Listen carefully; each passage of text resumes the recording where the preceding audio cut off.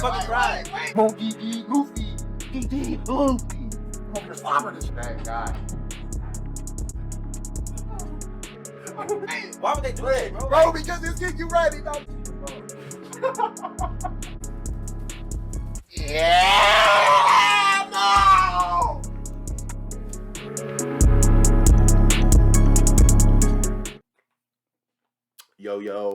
Yo, what it do, people? It's your boy T-Rav. I'm back with another video. Right now, I have a little present from my Uncle Mickey, you know. I got something else from Mickey coming tonight, too. But right now, we have the Encanto review. Yes, you know, so the first animated movie being reviewed on the channel. So I'm pretty excited about it. But before I get to all that, you know, real quick, like, you know, just comment, like, subscribe, all that stuff, so you know what to do. But, alright, so let's talk about Encanto.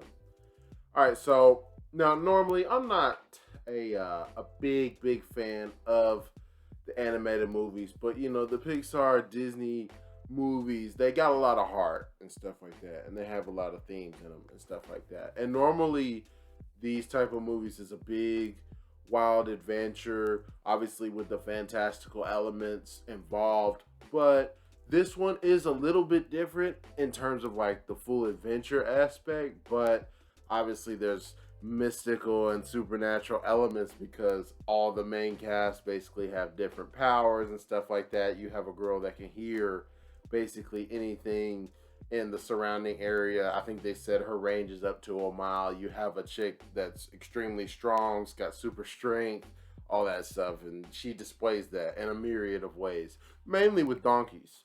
But and then you have a dude who could see the future. We're not gonna talk about him. We don't talk about him.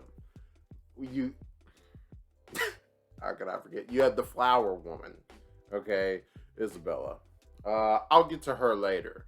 You have the little boy, Antonio. You know, he's like Dr. Dolittle, but actually formidable and stuff like that. And then you have a shape-shifting kid. I forget his name, you know.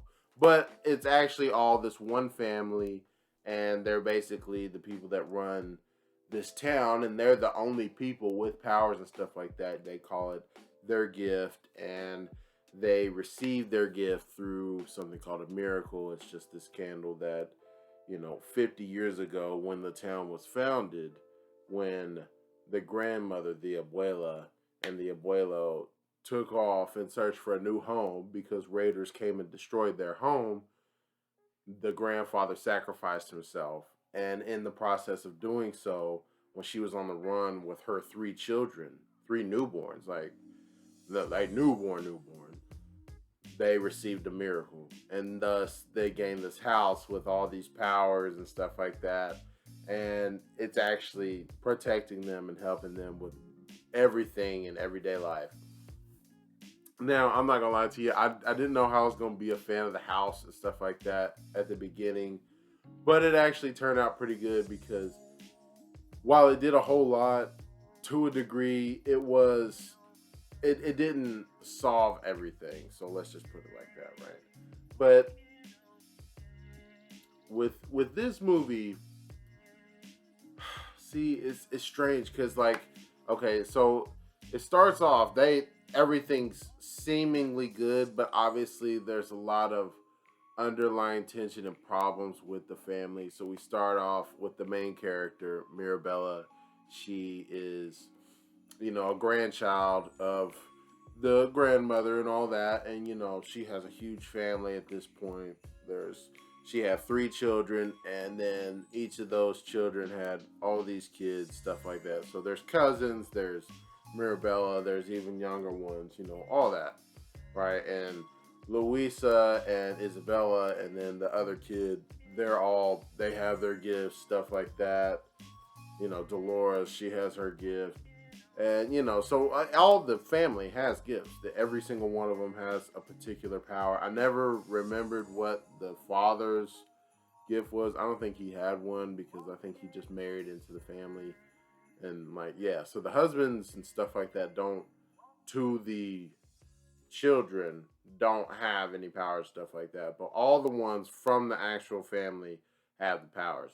Now, what we start off the movie and is a Mirabella looks really young, and her abuela is telling her about the history of the family and stuff like that, and how she's so special, and she's gonna get a power that just reflects exactly how special she is. And you flash forward to present day, and it's Antonio's day to get his gift. And I appreciate the musical aspect to a lot of these movies. All right, I really, really do. And some of them hit, and some of them miss. Sadly to say, for this movie, I was not feeling it. Now it has to be torn, right? Because half of it is good and half of it is bad. I don't understand why we feel the need to just randomly throw hip hop and rap music into basically every single one of these songs and stuff like that. Okay, like I felt that the South American flair, that flavor, that was good. Like we don't have to try and appeal too much to America and the pop culture, bro. Like just leave the rap and the hip hop and all that out of it. The only song that was actually going hard, shout out to my guy K9, because he recommended this song for me. This movie for me, okay, the movie. My bad. He recommended the movie for me to review for y'all, even though I kind of wanted to watch it anyway. But the one song I will say goes really hard is "We Don't Talk About Bruno." No. I love that fucking song. All right, I'm getting sidetracked. But anyway, so we flash back to present day. She's telling the children of the town all the gifts of the family and stuff like that, because in a sense,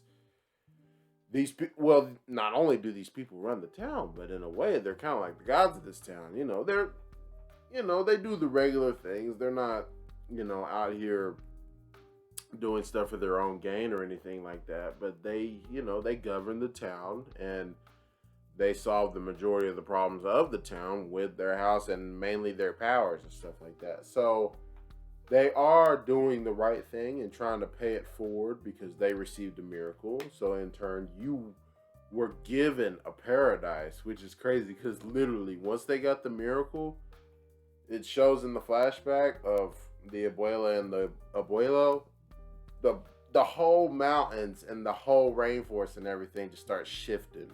And it literally creates them a paradise of a place, and it makes the house. So in a sense, all this has been given to him. So I respect the fact that the abuela has instilled in the family, like hardcore.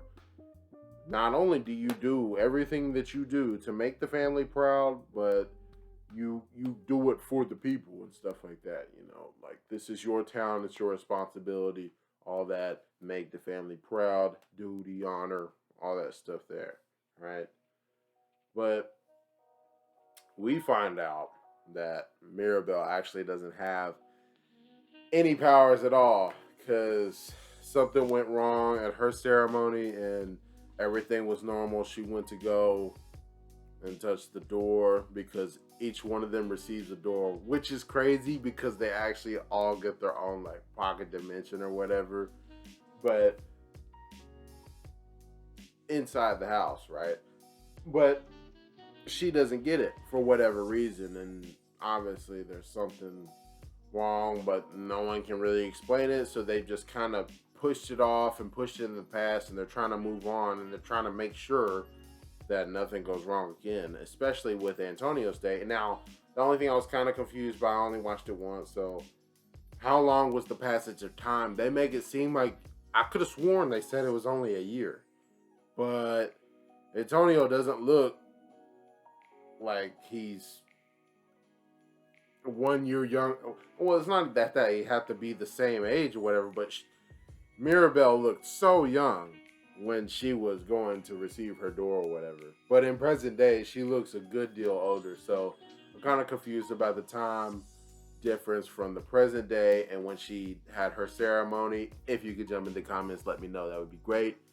But so they want Antonio's day to be perfect.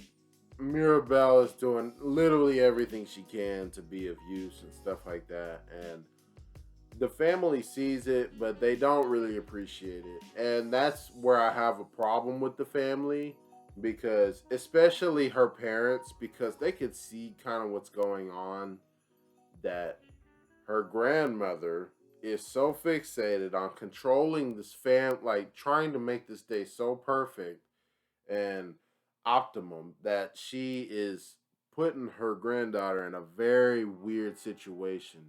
She told her from when she was a very little girl, and I'm sure she's heard this her whole life, just do what you can to make the family proud. And she literally repeats these words to herself, like when she's starting in the movie and stuff like that. So it's like, you've put this big burden on her. Obviously, she's already gonna feel like an outcast and a disappointment because she didn't get a gift like everybody else. She is literally the one exception to the family, besides the people that married into the family. So she already is gonna feel isolated and not like she's actually one of y'all. And now you come to her as the grandmother and you tell her, well, everyone in this family has their role and the things that they can do, and maybe some of us just need to, stay out of the way so everything can go good. Like, who says that? Who says that? Okay? And I got words for you, Grandma. I got words for you, but I'm gonna save you for later. All right? The other problem I have with is with her parents, because Mom, you sit there and you act like I know you're going up to her in secret a couple times talking about you shouldn't be so hard on her. But what are you actually doing to help your child not feel like she's being excluded like that and like she is worthless just because she doesn't have a gift? You see how hard she tries. She is literally doing everything she can in terms of a person that doesn't have any powers in the first place. And Isabella has it out for her, and Dolores is an idiot. And then Lucia is just strong, so she's got all types of stuff on her plate anyway, and she doesn't really seem like no one's really paying attention to how Mirabelle is trying, except for Antonio. And, you can say it's just because he's the little boy, and he's the one that's been rooming with her all this time, which is messed up because she's still stuck in that room. But you don't get your own room unless you get your gift. So obviously, if you don't got a gift, you would be given or have to stay in that shared room. And so she's been living with Antonio or whatever, and he actually is able to go and get his gift. But on one of the scenes I have to highlight is when Antonio's going to go get his gift. He's like, yeah, I need you to come out here. I need you. And it's like, she was put in a rough place because she was told by her grandmother, and then her mom, like I said, she didn't address the issue. She just kind of skirted around the issue and tried to make her daughter feel better, but you didn't actually do anything to help her. But I respect Mirabelle in the end, like, she's starting to have flashbacks at that ceremony that, like, when she was having it herself, and how different it felt to her. And now it has a whole different feel. Like, before it was all bright and cheery, and I'm sure that's how it looks to Antonio, but to her, it looks real gloomy, like all her family staring at her, that they basically want to say is like, you best not go out there, don't mess this up. If you end up being the reason that this child doesn't get their gift, they will never forgive you as being a part of this family. But she went out there anyway, because her little man's Antonio asked her to. So he said, I need you. She went out there, held his hand, and walked him up the stairs. And thank goodness he did get his gift. Like I said, he could speak to animals, all that stuff. But when Antonio's party is going on, because basically the whole town, I guess, celebrates after one of the family, the Madrigals, I think is their last name or whatever, their family name. And once the party's going on, she's kind of feeling excluded again because they're having a whole family photo and stuff, and it kind of breaks out to a musical and stuff like that. But she wanders off into the regular courtyard, and she starts seeing the house crack and all that other stuff, and she's seeing the magic fizzle out from the miracle and stuff, the candle that's kept up in the windowsill in the courtyard, right? And then she runs back and is telling her family that the magic's going out. There's a problem with the house.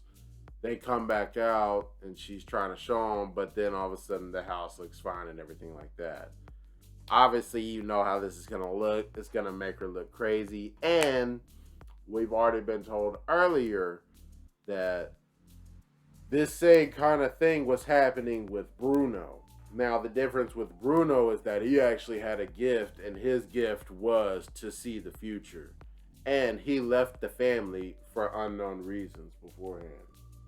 But the further we get into it, at this point, so Mirabela is definitely on thin ice with her family. Like, her grandmother's, you can see she's clearly getting more and more irritated. And one thing I have to highlight, the way the grandmother is operating is like, she's trying to take a more political approach, because it's like they're the family in power, like their gifts are responsible for creating the paradise, which is not true.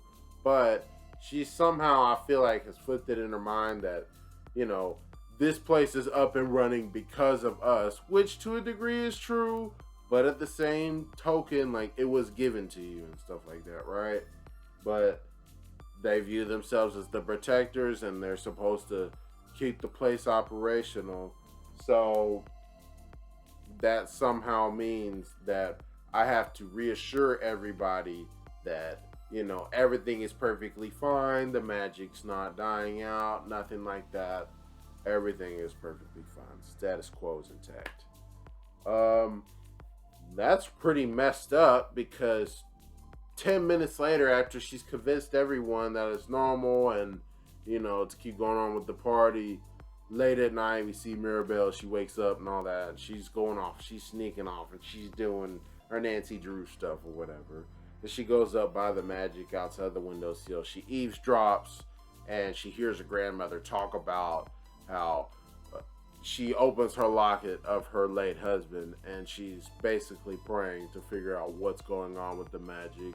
Why are the cracks continuing to happen? So she knows what's happening, but to a degree, she's not doing anything about it, or she's just trying to wait for a sign or wait for another miracle or another blessing to just happen to fall upon them. And the one person who's actually taking initiative this whole time is Mirabelle. And once she hears this, she's even further emboldened to try and help the family and save the magic. But to no avail, because she starts going around to each of the family members, and she's kind of asking them how they feel about stuff, like, and what basically the state of the family is and the magic and all that. And she first goes to Louisa, because Louisa is nervous about something, because she kind of knows that there's something wrong with the magic, because she started to feel weak, stuff like that.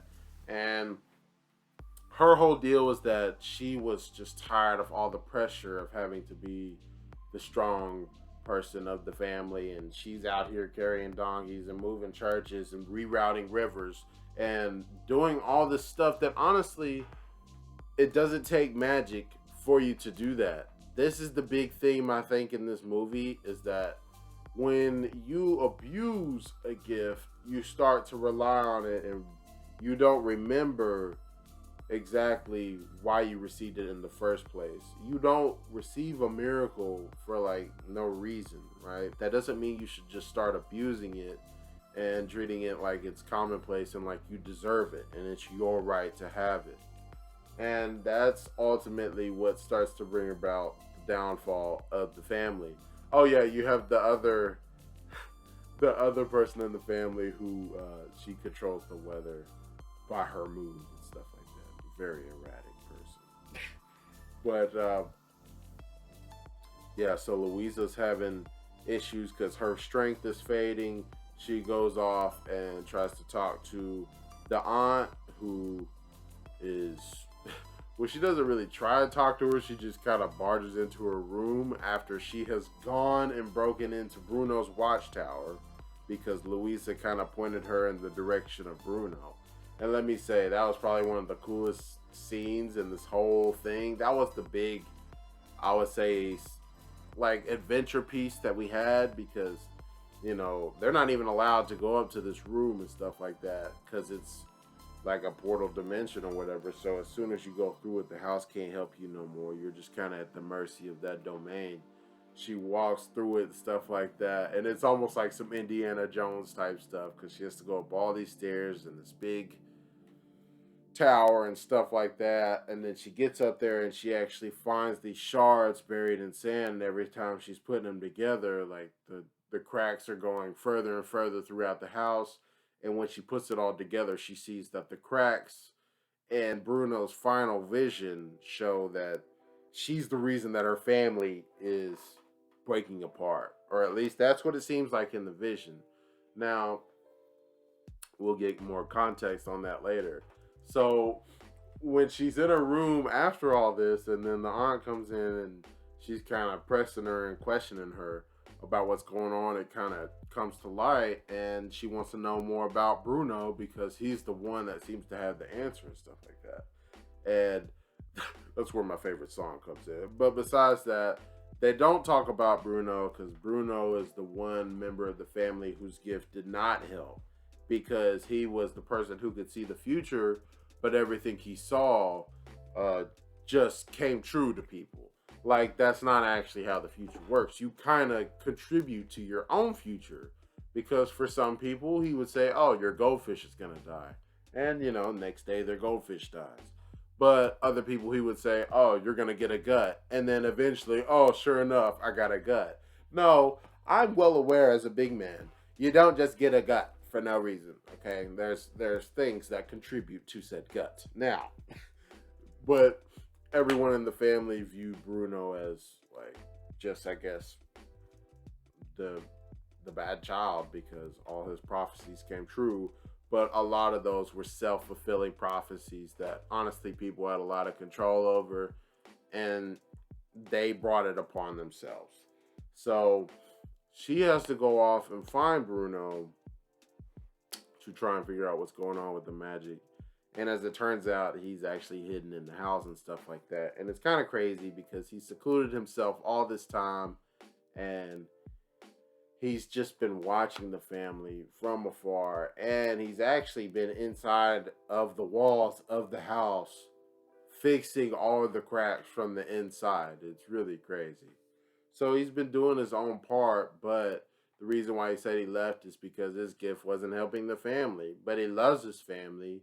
So he left, but he didn't actually leave at all. And it's really sad because he's kind of driven himself a little crazy. He's got a little weird personality split thing going on, but it's pretty admirable at the end of the day that he's doing that. Now, so Mirabelle does the only logical thing that you would do when you see a future seer. You ask them to go ahead and see the future. They saw this calamity and this disaster, see if they can find a solution for it. So he tries to do that, and then he sees a vision of her embracing with somebody, and it looks like it is Isabella. Now obviously this is going to be hard for Mirabelle because they hate each other and stuff like that, but she goes and they kind of, it's a rocky way to get to it because Mirabelle has already kind of ruined her proposal.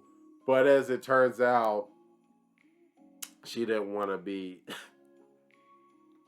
married to the guy that she was going to get proposed to anyway. She was just going to do it for the family. But somehow, after she finally admits that to her sister Mirabelle, after she's trying to drag her out of her room and stuff like that, she... oh, goodness. She makes something completely different and something that's not considered pretty or normal and stuff like that. It's actually a cactus. Now, her powers is just to create flowers and stuff like that, but she's never done something like that before. So she goes on and she starts creating all this other unique and different stuff. stuff she's never done before, and it breaks out in the song and all that. But she's just she's finally discovering that she can do different things and new things, and that she doesn't have to exactly just do what everyone wants her to do and be perfect like how she feels everyone expects her to be. Also, you're seeing the common theme here. Everyone in the family feels like they have to be perfect and live up to the roles and expectations of the abuela. All right. And this scene kind of ends with Mirabelle and Isabella making up to a degree. But the abuela comes storming back in because, it's kind of causing a little bit of a commotion, and, it's looking a little outlandish because you're seeing things you've never seen her create before and stuff like that. And the grandmother comes in and she just starts going after Mirabelle. And it's like, I understand that you're trying to hold on to your home and your family and all that stuff, but you really were so blind you couldn't see exactly what was happening. You never actually tried to get to know half of the people in your family. You just told them how they should be and how they should live. And we're going to keep getting to that a little bit later. But what starts happening now as they increasingly fight is the house is starting to break down further and further this time. And it was really like, that was probably the best scene, I would say, is when they're arguing, because Mirabelle has the realization. She's saying, like, I'll never be good enough for you. And actually, none of us will be. But she went on, she was like, and you'll never see how hard I try. And how even though I don't have a gift, I'm doing everything in my power to contribute to the family the only way I know how. But even still, it wouldn't matter because none of it's good enough for you. Not of one of us. You don't even see how Isabella doesn't even want to be married to this dude that you're basically pushing her to go ahead and get married to and stuff like that. And you don't know how actually Dolores is the one that actually loves that guy that's supposed to get married to Isabella, who doesn't want to get married to them. You don't even know how Luis is feeling and how much pressure she feels like she's under. She literally feels like she's holding the weight of the family on her shoulders because of the grand scheme. She's probably doing the most big time stuff. She's correcting buildings, rerouting rivers, and all types of other nonsense that honestly the people should put themselves in position to protect themselves. That's the one issue I had with this movie. The people relied so much on them and their gifts. I wish it would have been a little bit more than the family's tragedy and issues they were going through to show the people transform also, because they never exactly had any real adversity besides like the town splitting. Like their houses didn't get destroyed or nothing like that. It was just the Madrigal's house that got destroyed. Now, like I said, it ends with the house getting destroyed because they argue, and in the end the miracle goes out, and so does the magic. Everyone loses their powers for the bit, and Mirabelle runs off and she disappears, and her family starts looking for her. And it honestly, it makes me mad because it's like, why are you trying to find her now? You weren't trying to help her or really see her or what her role was in the family before. So why do you really care now? But I appreciated it because it comes full circle, because the person who everyone's looking for and all that. And, her mom's going a little crazy because obviously she's been the one person that seems to have cared the most about Mirabelle from the beginning. She never had a rocky relationship with her daughter. She loved her daughter just the way she is. And she was telling her from the beginning, I wish you would just see how special you are like the way I do. But obviously Mirabelle's going to feel like she has something to prove in her role in the family and all that. But when the abuela pulls up on her, right, and she's out at the river, because literally when the house cracked, It split the whole town all the way up through the mountain. She went and walked through the mountain. And where she had walked to and the river she went and sat by was actually the place where the abuela's late husband sacrificed himself like that. And she reveals how she could never get back there.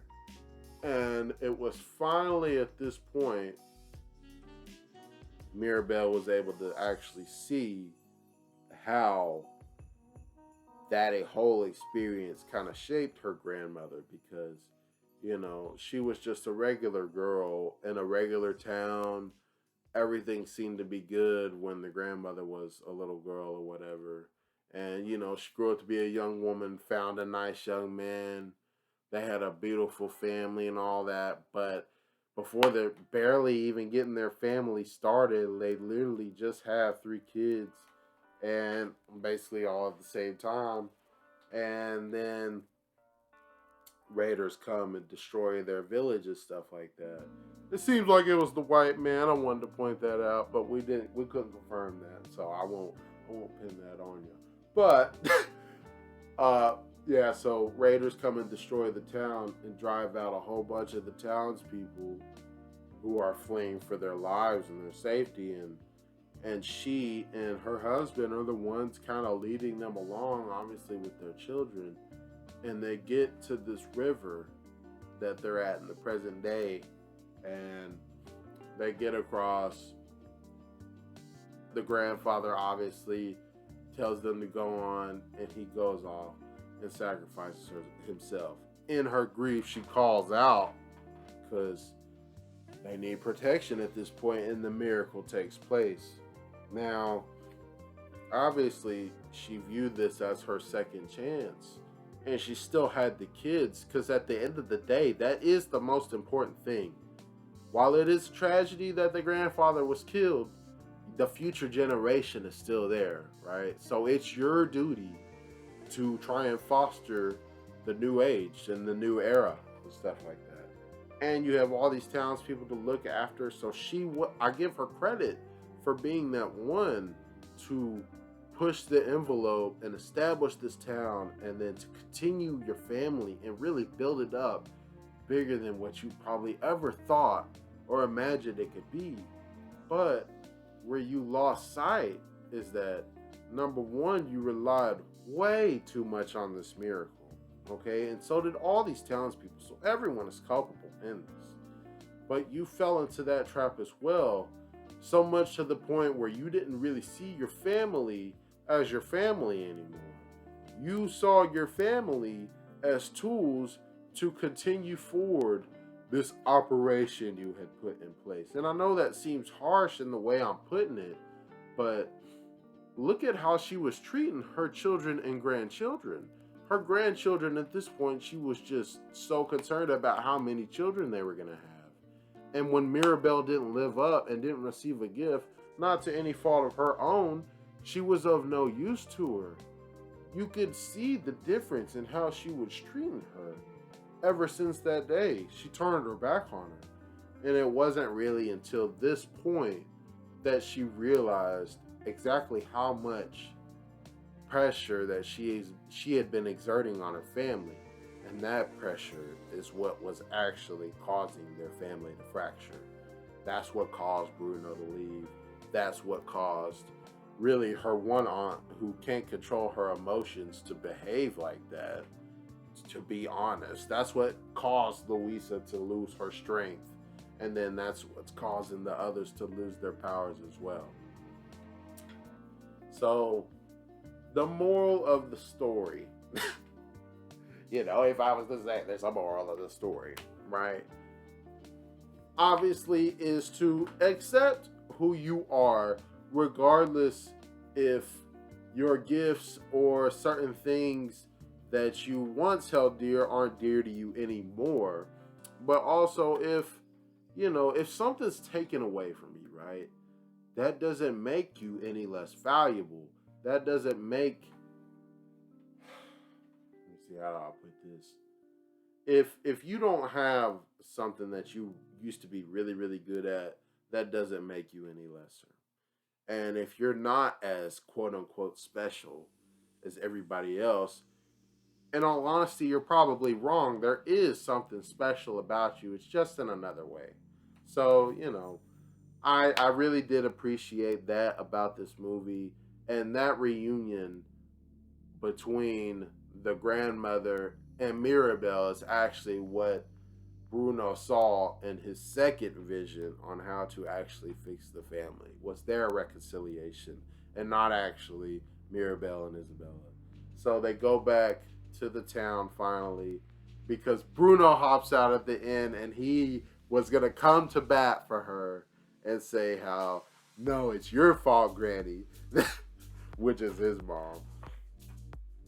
But she's just happy to see him and bring him back, and they're going to go all be back part of the family and stuff like that. And once they get back, the entire family and the townspeople actually pitch in to help restore their house and repair the town and stuff like that. And due to their hard work and all that, and then the entire family takes the moment and gives her a doorknob, obviously, symbolize that she's now getting her door, even though she has no gift. Still no gift to speak of, even to this day. They give her the doorknob, I guess is her second chance, where they actually and legitimately this time take a moment to highlight her and just how special she is and how they all see her now when none of them truly saw her like that before. And I would say that's honestly for her entire family, because she did have some bad. She did have value, even though she didn't have a gift. And honestly, if you want to be real, when everyone's magic was going haywire and everything was happening, the only one who was able to plug along in all these circumstances was Mirabelle. When the house was crumbling the second time after she saw the vision, and then her cousins try and go save the miracle also, they can't get there with their powers because their powers were going haywire and fizzling out. Mirabelle makes it on her own 2 feet by her own merit. And that's stuff that I legitimately appreciate, and I respect that. So I respect that message of the movie of highlighting that you don't have to be special to still be special.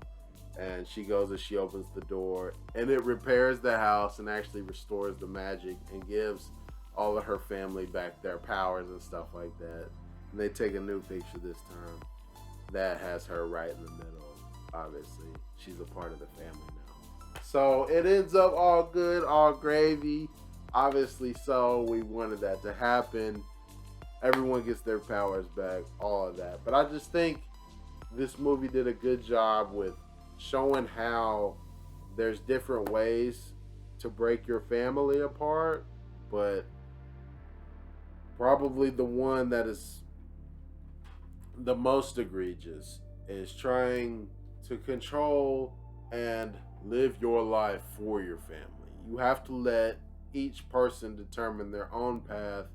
There's no way you can make something perfect for your children or for people you want success for. They have to want it for themselves, and then they have to make their own way to achieve that, because not everything's gonna go perfectly right and stuff like that. So that's kind of what I wanted to highlight in this movie. I've rambled on long enough. I think that this was a pretty good movie. If I was to give it a rating, 7 out of 10. 7 out of 10. Movie had a lot of heart. If I was to have any nitpicks, like I said, the rap music, cut it out. Get it up out of here. I don't need to hear that, Mickey. Okay? Stop it. I don't need that. So, yeah, get that up out of here. But other than that, and then also I wish the townspeople had kind of gone through their own trial a little bit more, because they kind of seemed to come around a little too quick to me, if I was to be honest. And, I know Mirabelle helped her, a variety of her family members kind of realize their own issues and stuff like that. But at the end of the day, they didn't exactly go to bat for her either when their grandmother showed up and kind of kicked her out of the family before the house actually collapsed and stuff like that. So Kind of wish they would have gone to bat for her, especially after she had kind of, you know, mentored several of them on how to move past their problems and stuff like that. But, you know, it is what it is there. But if you want more movie reviews from me, just let me know what kind of movies you want me to go and watch, and I will do my best to get to them, whether they are on my streaming services or in the movie theaters, because obviously I'm an AMC Stubs member, and you know that. But something else from Uncle Mickey may be coming to y'all pretty soon.